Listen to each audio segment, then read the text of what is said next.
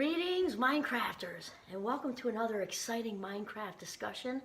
My name is Kimberly Quinn, and I am thrilled, bouncing around, elated to have this conversation with you today. So, it's strange because sometimes I come up with these ideas because they're things that are in my head because I'm doing them myself. And so, lately I just sort of realized, like, wow, like the whole Rona virus thing.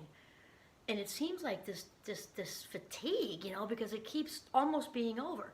And at least for us at Champlain, we're getting ready to go back in person. Amen.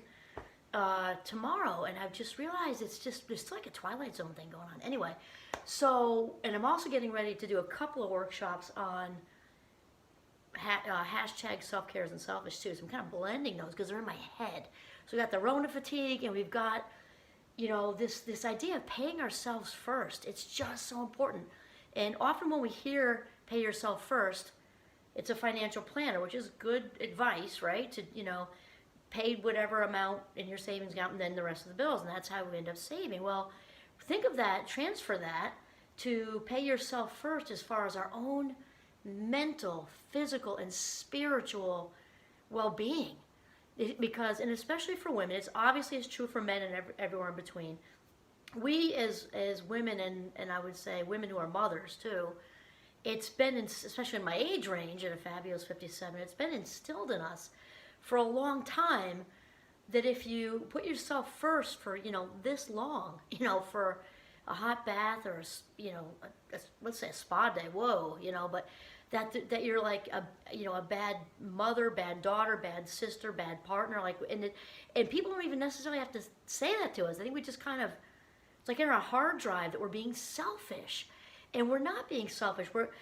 We cannot give what we don't have. We've talked about that, right? So when our wells run dry, we have nothing left to give, right? So it's so important to keep ourselves filled up. So a while ago, I wrote a Psychology Today article, and I had just a few little things on there I wanted to add in. So the first thing is that you've got to tell yourself it's okay to take care of yourself. You have to kind of bust through that stigma of it's not okay to take care of yourself. So tell yourself it's okay to take care of yourself because you count too. So that's the whole thing. Hashtag self-care isn't selfish. And then realize if you're experiencing a yes hangover, and that the solution to that is to learn to say no, because when we say yes too much, when we mean to say no, it is kind of, it's similar, well, it's an emotional hangover is what it is, because we're not saying no when we really need to set a boundary. And I'm just going to inject something else in here, is that some of Brene Brown's work with the boundary setting thing, and she has said that the most compassionate people that she's met, she's done research on this, were really good boundary setters. And think about it. People who are able to set boundaries value themselves. It makes great sense. So they therefore know how to, put, yes, this is okay, that isn't, and this is what I can do, and those are my limits, and, no to that, and whatever, and they're able to do it. The third thing is obviously learn to manage your time, and maybe not obvious, but we'll just put it out there. Learn to manage your time, because we're talking about our life minutes. And when we live deliberately, we're spending our life minutes well. We spend deliberately. Who we hang out with is deliberate. We don't waste life minutes. Spend them like they're cash. The next one is not always a popular one. I'm thinking of my dean. She doesn't like this one.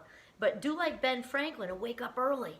And that's my thing. If you can get used to it and wake up early, it doesn't actually take long to get used to it. But I get up usually earlier than I have been lately, which is still early for most people. But when I get up like at 5:15, I wake up feeling like I have the world by the ass.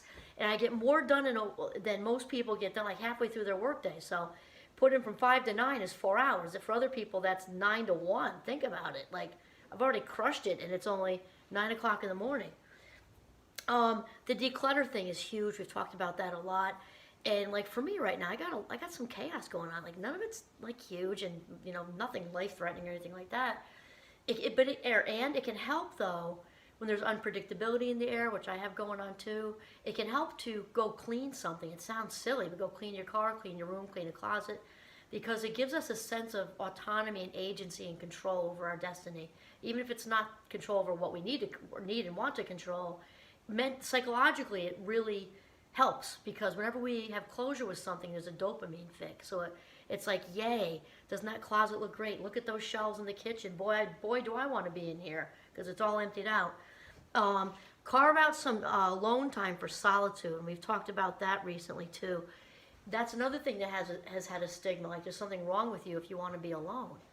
No, it means you like yourself and you love yourself. Reverse order, love yourself and like yourself. It's a good thing to be alone.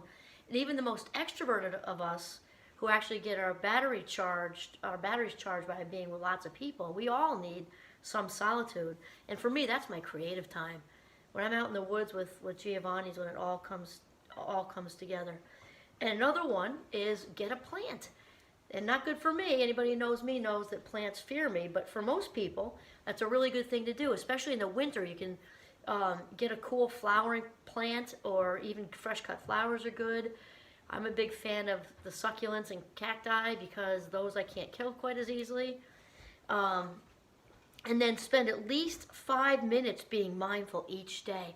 Remember, that doesn't mean you have to be a monk or Tibetan monk in a cave eating yogurt. Mindfulness is about being in the moment, being present, just doing whatever you're doing. Skiing, sledding, cooking, sipping hot cider with a friend, snuggling on the couch with your partner, watching a movie. It just means being in the moment. So hopefully it's more than 5 minutes a day. Oops, I already nailed the cut fresh flowers one. Buy freshly cut flowers for you.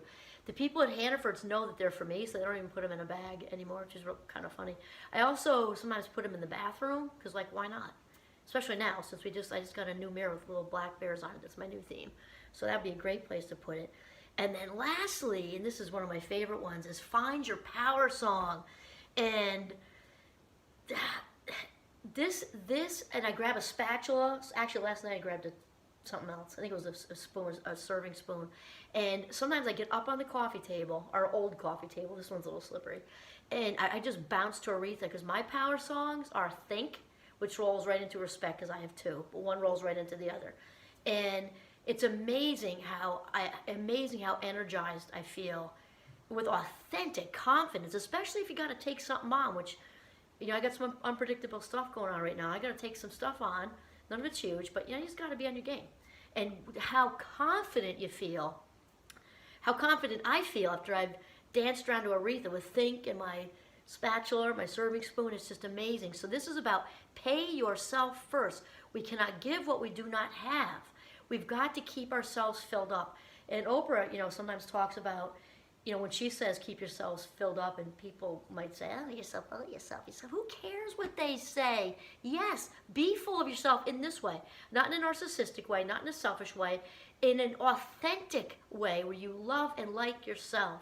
Keep yourself filled up, because you'll be better for you, living the highest version of yourself, and anybody else who's around you. Okay, pay yourself first. This is Kimberly Quinn signing off from the beautiful Northern Vermont. Have a mindful day.